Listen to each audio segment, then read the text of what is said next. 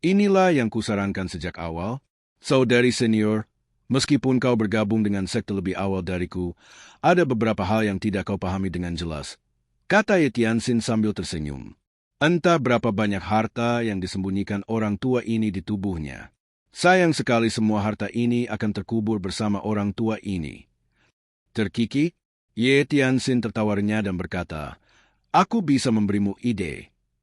"Oh, apa idenya?"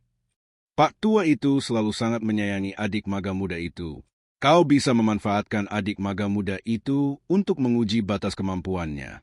Kakak ketiga dan keempat punya motif tersembunyi, jadi Pak tua itu pasti tidak akan sepenuhnya mempercayai mereka. Hanya adik maga muda itu yang bisa tetap di sisinya dan melindunginya. Sekalipun Pak tua itu punya obat-obatan rahasia dan kartu as, semua itu tak akan pernah bisa dibandingkan dengan orang yang masih hidup." Ini, Zhao Yu terkejut ketika mendengar ide ini. Sejujurnya, bahkan jika dia memiliki keberanian 10 kali lipat, dia tidak akan berani mengancam tuannya dengan adik perempuannya. Kalau benar-benar membuatnya marah, dia bisa menggunakan kartu asnya, seperti membunuh Luo Changfeng, menakut-nakuti monyet dengan ayam, yang mana akan berakibat bencana. "Kakak senior, kamu takut?" "Tidak." Zhao Yu membantah. "Tidak, kau takut? Kakak senior, coba pikirkan, bagaimana orang tua itu memperlakukan kita dulu? Kau pasti kejam dan tak kenal ampun." Zhao Yu berkata, "Aku mengerti maksudmu, tapi masalahnya, bahkan kakak tetua pun tidak berani melakukan ini. Kalau aku melakukan ini dan membuatnya marah, bukankah itu sama saja dengan mencari kematian?" "Kakak senior, kamu terlalu lama di pegunungan. Kamu jadi bodoh?" Ye Tianxin bangun dari tempat tidur. Wajahnya yang tegas, berpadu dengan fitur wajahnya yang menawan, sungguh memukau. "Siapa bilang kamu harus melakukannya sendiri?" "Kamu?" Zhao Yu membuka matanya lebar-lebar dan menatap suster junior ke-6 yang berjalan keluar dari penghalang. "Kakak senior, kamu masih takut?" Ye Tianxin membuka bibir merahnya sedikit, tersenyum cerah, dan berkata, "Lihatlah kakak senior, kakak kedua senior, dan aku, bukankah kita semua hidup dengan baik sejauh ini? Aku akui orang tua ini punya kartu truf, tapi dia sangat berhati-hati dan tidak berani menggunakannya dengan mudah. Kalau tidak, dia akan membiarkan kita lolos begitu saja. Ini membuktikan bahwa kartu trufnya terbatas. Selain itu, dia semakin tua, laut Qi-nya akan semakin menyusut. Saat itu, dia pasti akan memendam kebencian dan menggunakan semua kartunya. Tinggal bersamanya justru akan menjadi yang paling berbahaya." Hati Zhao Yu sedikit tergerak ketika mendengar ini, dan dia berkata, "Kamu ada benarnya. Jadi, yang paling mendesak adalah menggunakan beberapa trik untuk mengetahui kartunya. Sekalipun dia tahu kita pelakunya, kita hindari saja dia. Kalau kita tidak bisa mengalahkannya, bisakah kita bertahan lebih lama darinya?" Kata Ye Tianxin sambil tersenyum. Harus dikatakan bahwa kemampuan Ye Tianxin untuk mencapai posisinya saat ini bukan hanya karena kultivasinya, tetapi juga karena kebijaksanaannya yang licik. Tak heran bila sang saudara ketujuh pun memuji sang saudari ke-6 atas kepintarannya ketika mereka berada di gunung. Meskipun Zhao Yue adalah kakak perempuan tertua, mereka berada di alam yang sama, dan Ye Tianxin memiliki harta surgawi tambahan, cincin cinta. Oleh karena itu, dalam hal kekuatan, Zhao Yue tidak sebaik adik perempuan ke-6, Ye Tianxin. "Kakak senior, silakan tinggal di istana Yan Yue untuk sementara waktu. Jika kakak membuat keputusan, aku akan mendukungmu." "Baiklah, terima kasih sudah merepotkanku, Suster Junior." Hari ketiga, hari keempat. Luyo tinggal di dalam rumah, mencoba memahami buku surgawi gulungan manusia, dan hampir mematahkan kulit kepalanya. Kecuali ringkasan pada halaman judul, sisa konten dalam buku ini membingungkan dan maknanya tidak dapat dipahami. Selama 4 hari terakhir, Luyo merasa kesulitan ini 100 kali lebih menyakitkan daripada mengerjakan pemahaman bacaan bahasa Mandarin klasik dalam ujian masuk perguruan tinggi. Karena ia telah memperoleh kemampuan membaca pikiran orang lain, ia tahu bahwa pikiran semua makhluk di 3000 dunia besar adalah sama, seolah-olah mereka adalah satu dunia. Karena ia telah memperoleh kebijaksanaan mata dewa yang murni dan kekuatan supernatural tanpa hambatan. Ia dapat dengan jelas melihat semua makhluk hidup tak terbatas di seluruh dunia di 10 penjuru. Kematian dan kelahiran kembali mereka di tempat ini, jalan baik dan buruk mereka, pahala dan dosa mereka. Lihat di sini. Luyo sedikit mengernyit dan berkata, ini agak mirip dengan Taoisme di antara berbagai aliran pemikiran di bumi. Mungkinkah ini? Di kehidupan sebelumnya, Luyo tidak mempelajari hal-hal ini, hanya tahu bahwa hal-hal itu ada. Sekalipun ia mempelajarinya, ia belum tentu memahaminya. Banyak di antaranya terdengar terlalu abstrak, agak seperti spekulasi filosofis, atau seperti omong kosong klise yang bisa diterapkan di mana saja. Inikah kekuatan luar biasa dari kitab surgawi? Luyo bingung. Banyak hal yang misterius dan ambigu.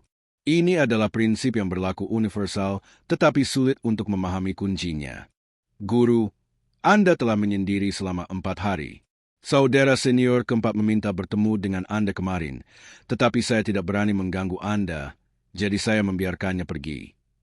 Luyo mendengar ini, tutup antarmuka buku surgawi sistem. Waktu berlalu dengan cepat saat dia membaca. Itu jelas merupakan proses yang sangat membosankan, tetapi dia tidak menyangka bahwa 4 hari telah berlalu dalam sekejap mata. Luyo berkata, apakah saudara keempat mengatakan sesuatu? Tidak. Seharusnya tingkat terakhir metode hati, kingmu menemui kesulitan. Dia perlahan berdiri, menyentuh rambut abu-abu dan putih. Wajahnya juga menjadi sedikit lebih merah dari sebelumnya, saat Anda berjalan keluar dari aula dalam. Xiao Yuan Er membelalakan matanya, menatap Luyo dengan tak percaya, dan berkata, Tuan, Tuan. Luyo memasang ekspresi tenang dan berdiri dengan tangan di belakang punggungnya. Dia hanya berusia belasan tahun lebih muda, dan penampilannya sedikit berubah, tetapi aura bawaannya dan perilaku seorang iblis tua masih ada. Tuan, Anda tampak lebih muda, kata Xiao Yuan Er. Pembicaraan yang lancar. Luyo berkata dengan tenang. Guru mengasingkan diri bukan hanya untuk meningkatkan kultivasinya, tetapi juga demi tulang tua ini. Terima kasih atas kerja kerasmu selama ini. Hehe. Inilah yang seharusnya dilakukan seorang murid. Guru, semoga panjang umur dan sejahtera. Anda pasti akan mampu menembus kesengsaraan Yuan Shen dan menjadi kultivator pertama di alam yang agung yang mencapai alam suci Xuan Tian. Luyo tertawa beberapa kali dan berkata, apakah saudara ketiga sudah membalas dalam beberapa hari terakhir? Saya tidak mendengar perintah apapun untuk tugas yang saya posting. Dengan tingkat kultivasi Duan Musheng, seharusnya tidak sulit untuk menyelidiki Yo Jifeng. Beberapa hari ini telah berlalu, dan dia belum menerima pemberitahuan apapun dari sistem. Duan Musheng seharusnya mengirim surat untuk melaporkan situasi terkininya. Jadi mengapa tidak ada kabar darinya? Kakak senior tidak menjawab. Keanehan! Luyo mengelus jenggotnya dan perlahan berjalan keluar dari pavilion surga iblis. Cuacanya cerah dan matahari bersinar terang. Tuan, apakah kakak senior 3 akan sama dengan kakak senior Zhao Yue? Kata Xiao Yuan Er dengan sedikit khawatir. Mustahil. Luyo mengangkat tangannya untuk menyela. Dia tahu loyalitas Duan Musheng lebih dari 70%. Tidak serendah Zhao Yu. Ketika dia membelot, sistem seharusnya menunjukkan loyalitasnya turun menjadi 0, sama seperti Zhao Yu. Namun, belum ada pemberitahuan yang menunjukkan Duan Musheng tidak membelot. Apakah ada alasan lainnya? Luyo merenung diam-diam. Xiao Yuan Er berkata, Tuan, saya juga berpikir kakak ketiga tidak mungkin berkhianat. Dia biasanya cukup jujur dan tidak terlihat seperti orang seperti itu. Luyo tidak mengatakan apapun. Kita bisa mengetahui wajah seseorang, tapi tidak hatinya. Luyo khawatir karena loyalitas mereka kurang dari 80%. Bukankah Zhao Yue memberontak ketika persentasenya mencapai 60% pada satu titik? Di dunia ini, hati orang tidak dapat diprediksi. Kita harus waspada. Tepat pada saat ini, Xiao Yuan Er menunjuk sosok yang terbang di langit dan berkata, itu kakak senior keempat. Di langit, Ming Xian berputar di udara, kecepatannya secepat kilat. Jika dia berada di puncaknya, Luyo tidak akan terkejut melihat kecepatan ini, tetapi tingkat kultivasinya saat ini jauh dari alam istana ilahi. Dia sudah sepenuhnya memahami level terakhir metode hati kingmu. Harus saya akui, bakat para penjahat ini sungguh patut ditiru. Ming Xian menukik ke bawah. Saat dia turun di udara, dia melihat aura Luyo berubah dan jantungnya bergetar. Apakah itu sang guru sendiri? Perubahan penampilannya hanya mengejutkan Ming Xian, tetapi aura yang dibawanya membuatnya merinding. Ditambah dengan rasa takut yang ia tanamkan di hatinya, Ming Xian merasakan hawa dingin menjalar di tulang punggungnya dan segera mundur. Dia berlutut dengan satu kaki, membungkuk dan berkata, "Selamat datang guru keluar dari retret." "Bangun." "Ya." "Kamu sudah memahami sebagian besar level terakhir metode jantung kingmu. Namun, teknik yang kamu latih lebih berbasis kayu dan memiliki banyak vitalitas. Manfaatkanlah kelebihan ini sebaik-baiknya dan jangan sia-siakan," kata Luyo dengan tenang. "Terima kasih atas bimbinganmu, guru. Aku akan mengingatnya." Loyalitas plus 2%. Ming Xian tampak tenang dari luar, tetapi hatinya sangat terkejut. Bertahun-tahun, sejak adik keenam meninggalkan Gunung Jinting, guru tidak pernah memberikan bimbingan apapun kepada murid-muridnya. Bahkan kepada adik kesembilan yang paling disayanginya, Xiao Yuan Er, beliau hanya memberinya buku panduan dan jarang berbicara dengannya. Aku tak menyangka bahkan ketika semua orang meninggalkanku, guruku begitu murah hati dan memberiku bimbingan. Bagaimana mungkin Ming Xian tidak terkejut? "Guru, saat saya berlatih metode jantung kingmu, saya terbang di udara dan melewati Anyang. Saya mendengar sebuah berita menjelaskan keluarga Chia itu, klan adik junior, tampaknya telah diculik lagi," lapor Ming Xian. "Ah?" Mata Xiao Yuan Er melebar dan alisnya berkerut karena marah. "Muridku bersedia pergi dan menyelidiki. Kali ini, aku pasti akan menemukan pelakunya dan membasmi akar masalahnya." Ming Xian menunjukkan ekspresi dingin. Mendengar ini, Xiao Yuan Er berlutut dan berkata, "Tuan, biarkan saya menanganinya kali ini." Bagaimanapun juga, dia adalah suku Xiao Yuan Er. Wajar baginya untuk merasa cemas. Namun, Luyo tidak langsung menyetujuinya. Ming Xian memang lebih berpengalaman dalam menangani masalah ini. Kultivasinya juga lebih tinggi, jadi tampaknya lebih aman untuk membiarkannya menanganinya. Pada saat ini seekor merpati pos terbang melintas. Yuan Er kecil pun mengerti, dan seringan burung layang-layang, dia menangkap merpati yang terbang itu bagai embusan angin. "Guru, ini surat dari kakak ketiga." Membaca, "Guru, saya baru-baru ini pergi ke sekte Tianjian untuk menyelidiki. Posisi ketua sekte saat ini kosong. Yo Jifeng telah meninggalkan sekte. Setelah penyelidikan, saya mengetahui bahwa Yo Jifeng kini telah menjadi murid sekte Zengyi. Ketua sekte Zengyi, Zhang Yuanshen, telah diangkat sebagai salah satu dari 4 tetua. Yo Jifeng adalah tetua termuda sekte Zengyi. Karena kultivasi Zhang Yuanshen yang mendalam, saya belum mendalami sekte Zengyi. Namun, dari berbagai sumber, saya mengetahui bahwa Zhang Yuanshen telah beberapa kali secara terbuka menghina guru dan telah menjalin hubungan yang tidak dapat didamaikan dengan Gunung Jinting di dalam komunitas kultivator." Baca di sini, Xiao Yuan Er berhenti dan menatap Luyo. Ekspresi Luyo tenang. "Hal ini tidak mengherankan. Ada begitu banyak orang di dunia ini yang membenciku. Satu orang lagi sepertimu tidaklah terlalu banyak." Luyo menanggapinya dengan enteng. Krisis dikepung oleh 10 guru besar telah teratasi, jadi tidak ada yang perlu dikhawatirkan hanya dengan satu Taois Zengyi. Saat menyelidiki Gunung Geizu di Zengyi Dao, aku bertarung melawan Fang Tou Tuo, tetua kedua Zengyi Dao, selama ratusan ronde dan meraih kemenangan besar. Namun, sayang sekali aku gagal membunuh Fang Tou Tuo, si penjahat pengkhianat. Xiao Yuan Er berhenti sejenak lagi dan mengerutkan kening. "Setelah aku menyesuaikan diri, aku berencana mengunjungi sekte Zengyi pada malam hari dan membunuh Zhang Yuanshen untuk meredakan kebencian guru." Setelah membaca, Xiao Yuan Er membungkuk kepada Luyo dan berkata, "Tuan, Fang Tou Tuo setidaknya seorang ahli di alam pengadilan ilahi. Kurasa kakak tiga terluka." Ming Xian juga sedikit terkejut dan berkata, "Kakak ketiga, kamu membahayakan dirimu sendiri. Fang Tou Dao adalah yang terkuat di sekte Zengyi selain Zhang Yuanshen. Ia telah mencapai puncak alam pengadilan ilahi, dan hanya selangkah lagi untuk memasuki alam kesengsaraan roh primordial. Ketika 10 guru besar mengepung Jitian Dao, Fang Tu Dao memimpin ratusan praktisi untuk menyerang murid-murid Jitian Dao.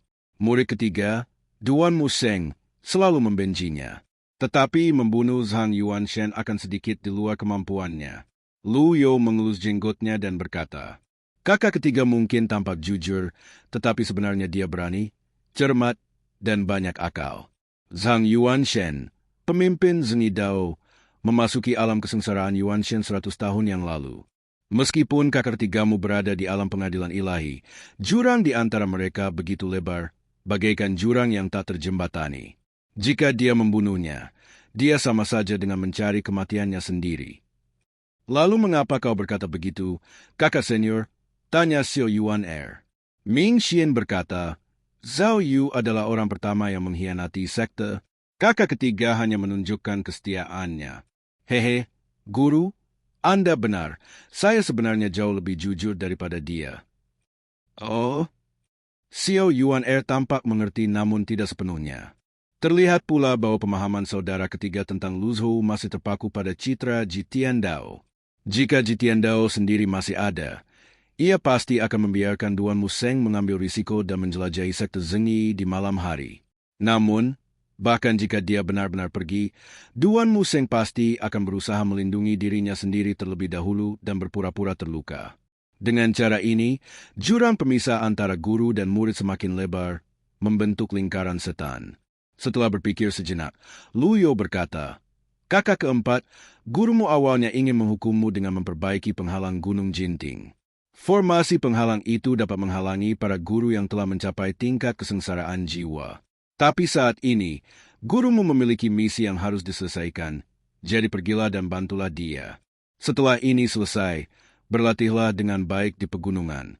Gurumu akan memberimu harta karun surgawi." Jika Gunung Jinting tidak diperbaiki, murid tertua dan kedua mungkin akan menipu orang-orang benar dan menyerang Gunung Jinting lagi. Saat itu, para guru saleh ini saja sudah cukup membuat Lu Zhou pusing. Ming Shi sangat gembira hingga dia langsung berlutut di tanah. "Murid patuh, harta surgawi, jangankan 3 tahun, 5 atau 10 tahun pun tak jadi masalah baginya untuk tetap bertahan di gunung." Banyak praktisi merasa sulit untuk memperoleh harta surgawi sepanjang hidup mereka. Kakak senior Yu Zhenghai menggunakan pedang giok, telah memenggal puluhan ribu kultivator, membuatnya terkenal di dunia. Tanpa harta karun kelas surgawi, para kultivator dengan peringkat yang sama hanya bisa mengandalkan kemampuan mereka sendiri. Ada yang mengatakan, hubungan antara seorang penggarap yang memiliki harta surgawi dengan yang tidak memilikinya, bagaikan seorang kakek yang mengajari cucunya. Kesenjangannya begitu besar. Selama bertahun-tahun, sang guru sangat berhati-hati terhadap harta surgawi. Saya tidak menyangka bahwa di saat kritis ini, beliau akan bersedia mengalah dan memberikan harta surgawi itu kepada saya. Bagaimana mungkin dia tidak bersemangat? Loyalitas plus 5%. "Tuan, masalah tentang klan Suster Junior." "Masalah ini tidak sederhana. Aku akan mengambil keputusan setelah berdiskusi dengan Xiao Yuan Er." "Murid mengerti? Aku akan segera pergi mendukung kakak senior ketiga. Setelah menyelesaikan misi, aku akan segera kembali ke Gunung Jinting dan memperbaiki penghalang." "Teruskan." Ming Xian berbalik dan pergi.